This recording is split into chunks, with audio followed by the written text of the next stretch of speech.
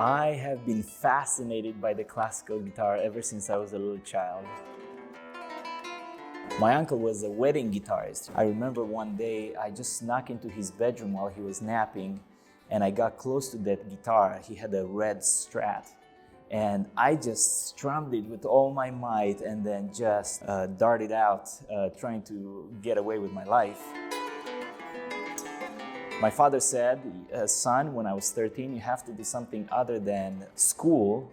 So here are your two choices. You could choose Romanian folk dancing or classical guitar. And it was a really easy choice. As soon as I put my hands on the guitar, I just felt at home.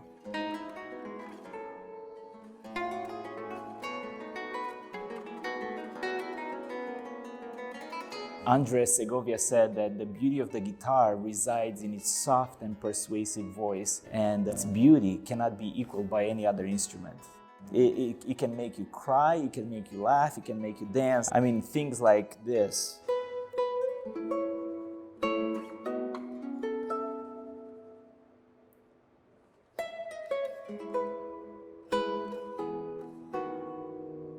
There's not a whole lot of notes, but they speak so beautifully, and the guitar is so poetic. It could also be so natural in a dance, for example, in a rhythmic piece.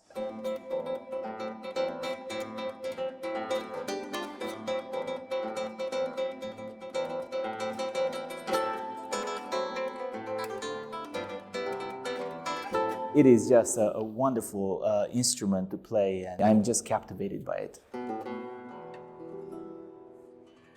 When you play a lot and you play gigs and you're on the road sometimes, you are just meant to make some pretty big mistakes as a musician. And a few years back, when I went to a really important engagement, I got there with plenty of time. I was so happy. I was there 2 hours before the gig started. I was getting ready for a sound check. And I went to grab my guitar and there was no guitar in sight. I actually had left my guitar at home. You know, if you're gonna play the guitar, make sure you have a guitar. It's a pretty basic requirement. Make sure you meet that requirement. One of the things that I like to do when I play the guitar is to surprise people. To give them a sense of phrasing, and then before I actually wrap up that phrase, to actually surprise and do the opposite than what's expected. For example, you could phrase this little section of a study, something like this.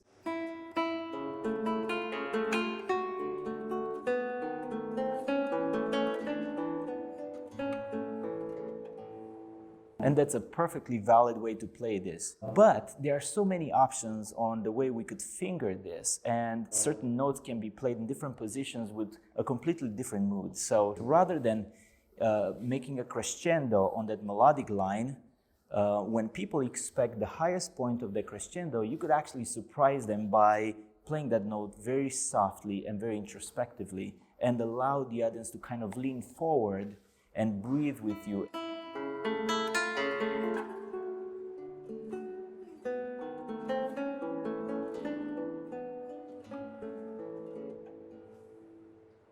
Isn't that beautiful? Love the sound of that.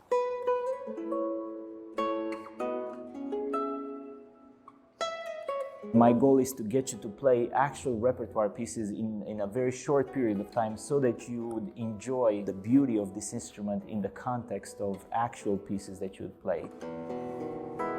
If you're picking up the guitar now, enjoy it, enjoy the hardships of it, enjoy the challenges, and enjoy the journey.